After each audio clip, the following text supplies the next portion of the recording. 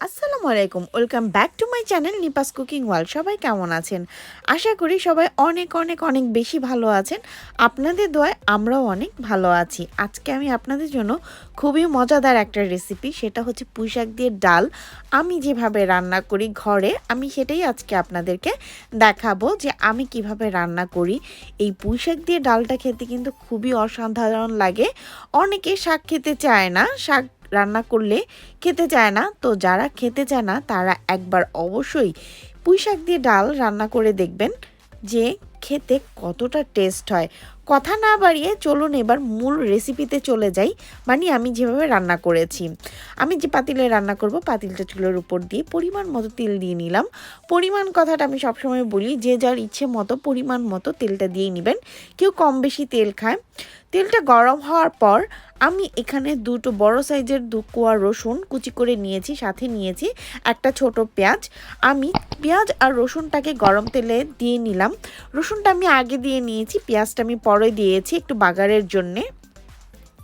দিয়ে এখন এটাকে আমি একটুখানি সময় নেড়ে চেড়ে রান্না করে নিব। এটাকে আমি ব্রাউন করব না, জাস্ট পেঁয়াজটা যতক্ষণ না পর্যন্ত একটু পানিটা শুকিয়ে আসে, মানে পানিটা ছেড়ে না দেয়, ততক্ষণ পর্যন্ত আমি এটা রান্না করে নিলাম। তারপর এখানে আমি ঢেলে দিলাম ঠিক অল্প পরিমাণের পানি।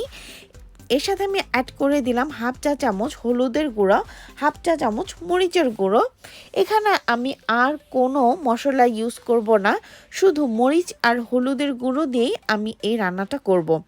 আমি অল্প পরিমাণের হলুদ মরিচের গুঁড়ো দিয়ে এইবার এটাকে একটু নেড়ে চেড়ে ততক্ষণ পর্যন্ত রান্না করব যতক্ষণ পর্যন্ত না এই মশলাটা কষে না যায়। কষে যখন আমি বুঝতে পারবো যে মশলাটার গা থেকে পানি ছেড়ে দিয়েছে, তখন আমি এই আগে থেকে ধুয়ে রাখা ডালটা দিয়ে দিব। ডালটাকে আমি বেশ কিছুক্ষণ আগে ভালো করে ধুয়ে ভিজিয়ে রেখেছিলাম। তারপর আমি এইটাকে একটা ছাঁকনির সাহায্যে পানিটা ঢেলে ফেলে দিয়ে আমি ডালটাকে রেখে দিয়েছি 5 মিনিটের জন্যে।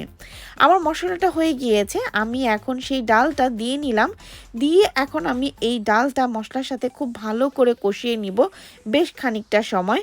যখন আমি দেখব কষাতে কষাতে ডালের কালারটা একটু সাদা সাদা হয়ে আসছে, তখন আমি এখানে অ্যাড করে দিব আগে থেকে কেটে রাখা ধুয়ে রাখা পুঁই শাক। আমি ধোয়া কাটাগুলো দেখাচ্ছি না, কারণ হচ্ছে আমরা সবাই জানি যে আমরা কিভাবে ধুতে হয় কাটতে হয় পুঁই শাক। আমি পুঁই শাকটাকে একটু বড় সাইজ করেই হাতে কেটে নিয়েছি।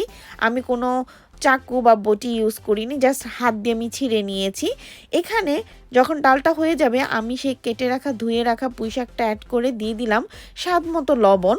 লবণটা দিয়ে এইবার মশলার সাথে ডালের সাথে আর পুঁই শাক ভালো করে মিক্সড করে 5 মিনিটের জন্য ঢেকে আমি রান্না করব। ঠিক এইভাবে আমি কয়েক মিনিট রান্না করব যতক্ষণ পর্যন্ত না পুঁই শাকটা একটু আমি ততক্ষণ পর্যন্ত রান্না করব পুঁই শাকটাকে যতক্ষণ পর্যন্ত না পুঁই শাকটা কষে না যাচ্ছে।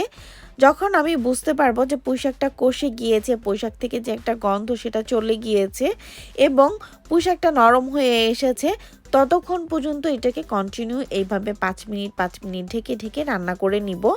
আমি এই অবস্থায় চুলার আঁচটা মিডিয়াম রেখেছি। আমার দেখতেই পাচ্ছেন পুঁই শাকটা প্রায় হয়ে এসেছে। আমি আরেকটু সময় এটাকে কষিয়ে নিব।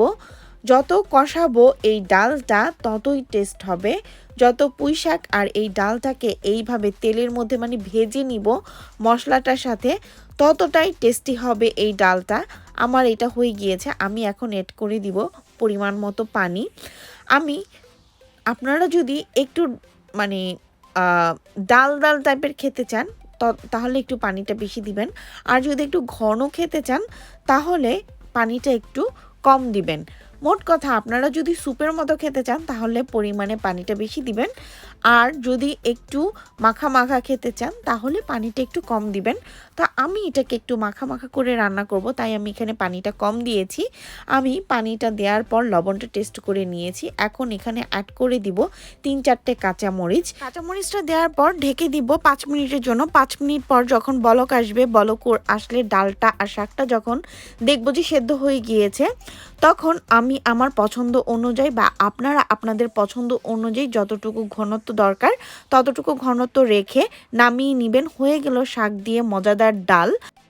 আজকে এই পর্যন্ত। আল্লাহ হাফেজ, আসসালামু আলাইকুম। সবাই অনেক অনেক অনেক ভালো থাকুন।